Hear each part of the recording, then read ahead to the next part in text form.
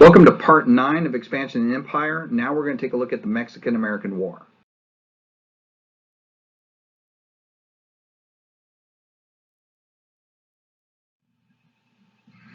Now, as I've said with Texas, it's a little bit more complicated than other areas, and one of the reasons why is in Spanish and in Mexican Texas, by this point, there are 20,000 Anglo-Americans already living there, right? At the same time that Mexico gained its independence from Spain, there was a series of contracts initially signed with Spain, but then executed by Mexico itself that allowed people like Stephen F. Austin, he being the first one, his father created the first contract, to be impresarios, right? To bring American settlers into Texas to help defend the territory.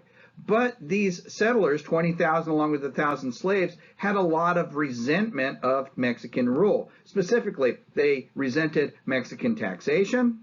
They resented being forced to convert to Catholicism. They weren't really doing it, but it was required by law for them to become Catholic. Most of them were Presbyterian, Cumberland Presbyterian, honestly. The use of the Spanish language for all interactions with the government.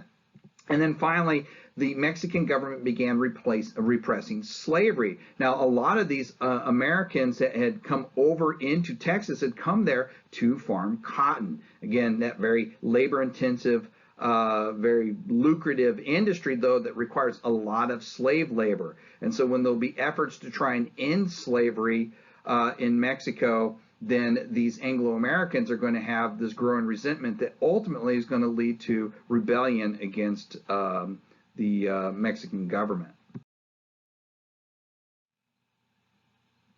Now, slavery is not the only thing that's going to be causing tension in Texas.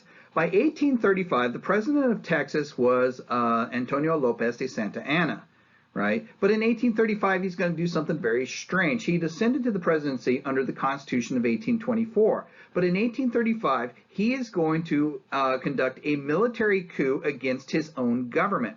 He's literally going to throw himself out of office and replace himself with himself.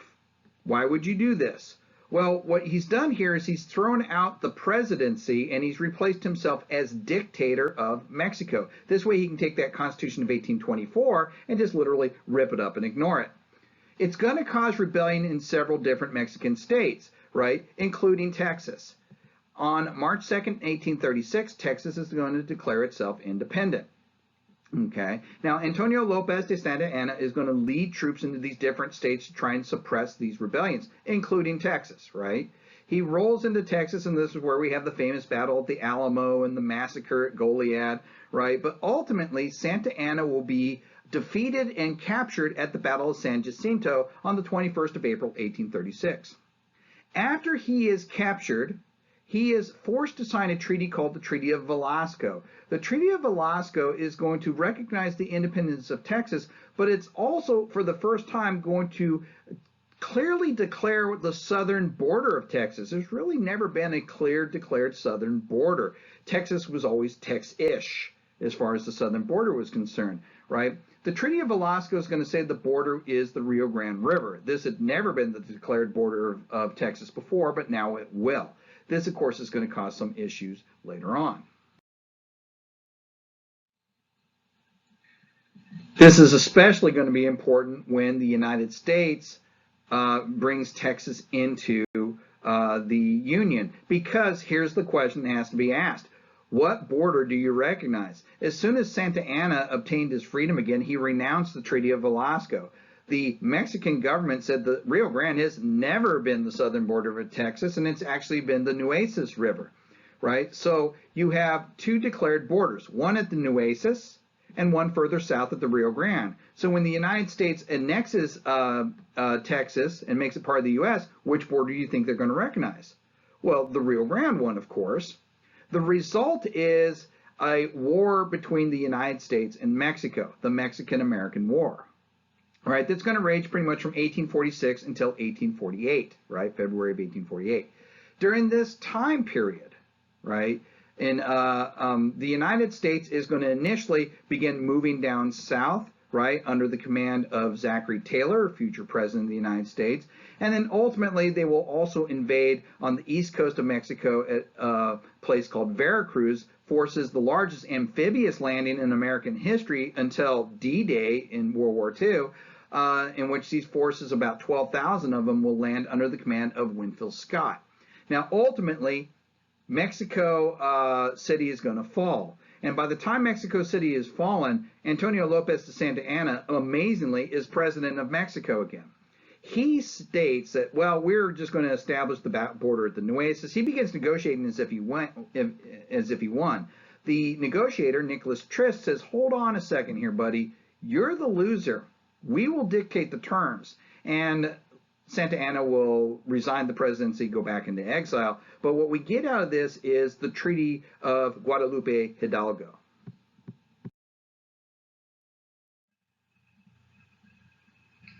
The Treaty of Guadalupe Hidalgo creates a huge chunk of land to shift over into possession of the United States, right? Because it doesn't just answer the issues of that southern border of Texas, right? Is it the Nueces or the Rio Grande? The Nueces Strip, as it was often called. This treaty ends the Mexican-American War, but it also recognizes that Rio Grande border is the border of Texas. And it also cedes New Mexico territory and California territory to the United States as well, right? This huge chunk of land. We will pay Mexico $15 million for all this newly acquired territory. And what we've done now is that we've effectively added about 500,000 square miles to the United States, significantly increasing the size of it, of the nation once again. We've now also got a very firmly established nation that goes from with an extensive Atlantic coast and an extensive Pacific coast. But of course, what's the first question that's going to be asked? Well, can we have slavery there?